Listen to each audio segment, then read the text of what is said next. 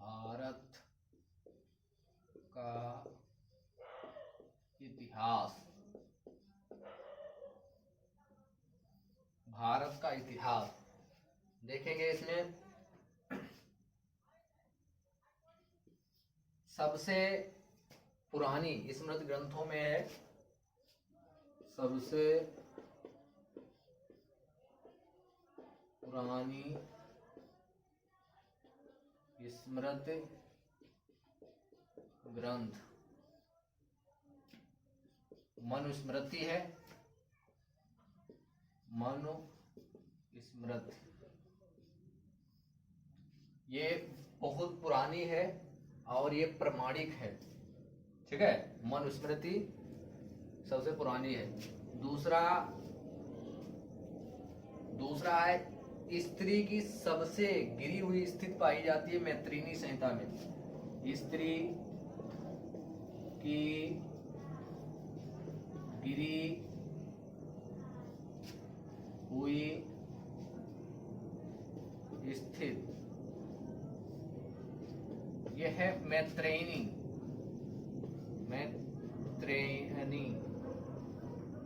संहिता। इसमें पाई जाती सबसे गिरी हुई स्थिति जुआ और शराब की तरह तीसरा दोष मनुष्य का ये बताया गया है। इसमें तीसरा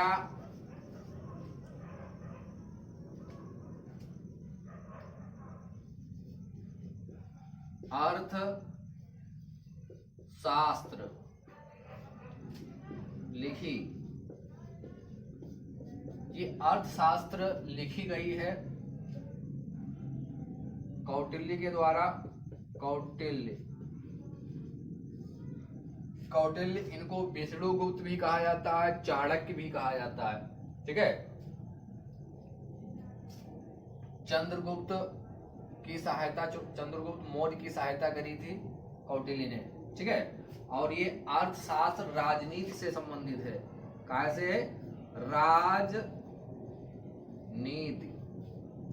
राजनीति से संबंधित है और इसमें 15 अधिकरण हैं। कितने? 15 अधिकरण हैं और 180 प्रकरण हैं। 15 अधिकरण है, 180 प्रकरण हैं अर्थशास्त्र में। और ये इतिहास मिलता है मौर्य काल का इसमें अर्थशास्त्र में। फिर उसके बाद में राजतरंगिणी है।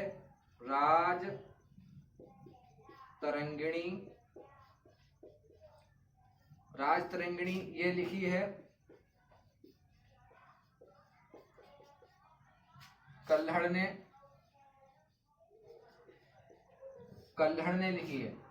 और इसमें जो मिलता है वो कश्मीर का इतिहास मिलता है। कश्मीर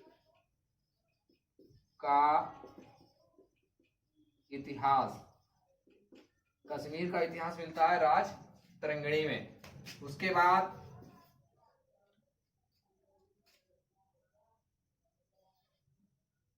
चचनामा लिखा है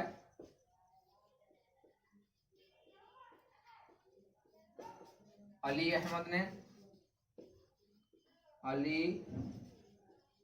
अहमद। इसमें वर्णन मिलता है कि अरबों ने सिंध पर कैसे विजय प्राप्त की। अरबों की सिंध विजय पूरा वर्णन इसमें मिलता है चचनामा, और लिखी है अली अहमद ने। उसके बाद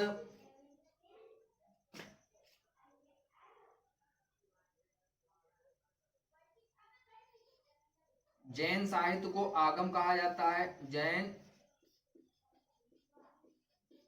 साहित्य को कहते हैं, जैन साहित्य को आगम कहा जाता है, आगम। और जैन धर्म की जो संस्थापक हैं वो महावीर प्रसाद हैं।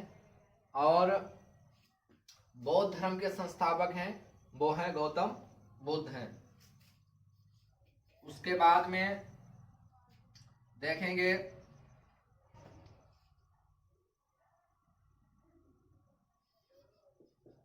जैन इतिहास। प्रारंभिक इतिहास जो मिलता है जैन इतिहास, वो कल्प सूत्र में मिलता है।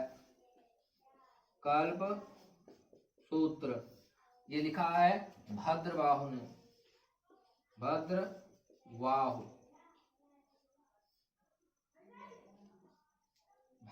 के द्वारा लिखा है कल्प सूत्र। इसमें जैन का प्रारंभिक इतिहास प्राप्त होता है। तो ये सब इतिहास है जिसके थ्रू हमको जानकारी प्राप्त होती है। और ये सबसे पुरानी स्मृति ग्रंथि है मनुस्मृति। ये शुंग काल में लिखी गई है,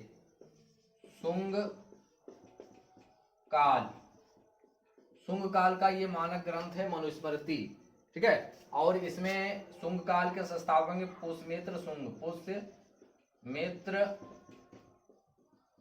शुंग, ठीक है। ये ब्राह्मण है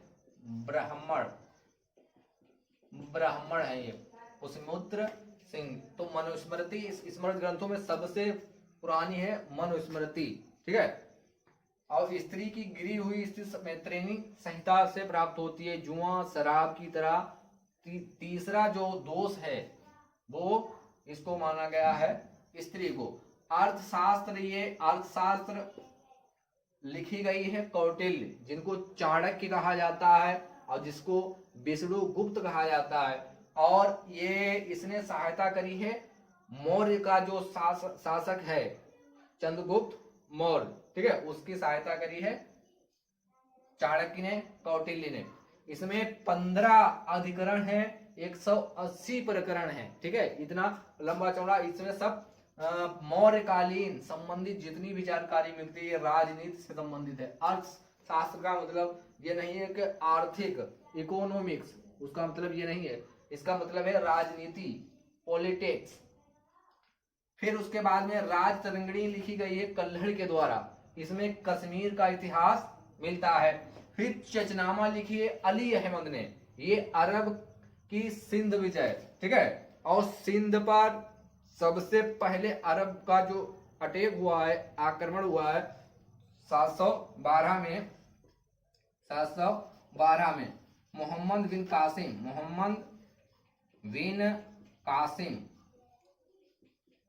कासिम, ये पहला आक्रमण है भारत पर, ठीक है। क्योंकि सिंध प्रांत में सबसे पहले अटैक किया है मोहम्मद बिन कासिम ने, तो यहीं से स्टार्ट हो जाता है मुस्लिम शासन, ठीक है। 712 से स्टार्ट होता है, ठीक है। और खत्म होगा कब? जब 1857, ठीक है, जो मुगल के लास्ट बादशाह हैं बहादुर शाह जफर, ठीक है, वहां पर खत्म होगा।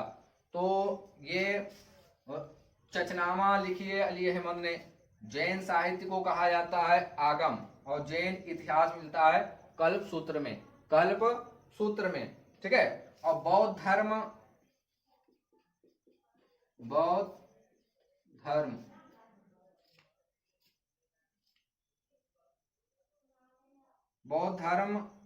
जो हीनयान है, ये शाखा है, महायान है और एक हीनयान है, ठीक है। दो में बटे हुए हैं बौद्ध धर्म। तो हीनयान का वर्णन मिला है कथा वस्तु में वर्णन मिलता है, ठीक है, कथा वस्तु में। और कुछ में इसमें कुछ ऐसे भी हैं बौद्ध धर्म के जो पुनर्जन्म की कहानी का वर्णन कहीं कर मिलता है, ठीक है। और बौद्ध धर्म के संस्थापक हैं गौतम बुद्ध, जिनको सिद्धार्थ कहा जाता है। और ये नेपाल की तराई में इनका जन्म हुआ है, लुम्बिनी में। कहाँ हुआ है? लुम्बिनी में, ठीक है। तो ये इम्पोर्टेंट है। और बौद्ध धर्म का प्रचार प्रसार सबसे अधिक हुआ है भारत में ही, क्योंकि नालंदा यूनिवर्सिटी ये धार्मिक स्थल है, धार्मिक शिक्षा दी जाती थी बौद्ध धर्म की। और एक तक्षशिला है जो अब पाकिस्तान में है, ठीक है, खंडहर में तब्दील हो गए हैं ये सब, और ये नालंदा के कुछ ही अवशेष बचे हैं। तो ये और मठों का निर्माण कई जगह हुआ हो, ठीक है। विक्रमशिला का भी विक्रमशिला का भी संबंध बौद्ध धर्म से है, ठीक है। तो ये सब इम्पोर्टेंट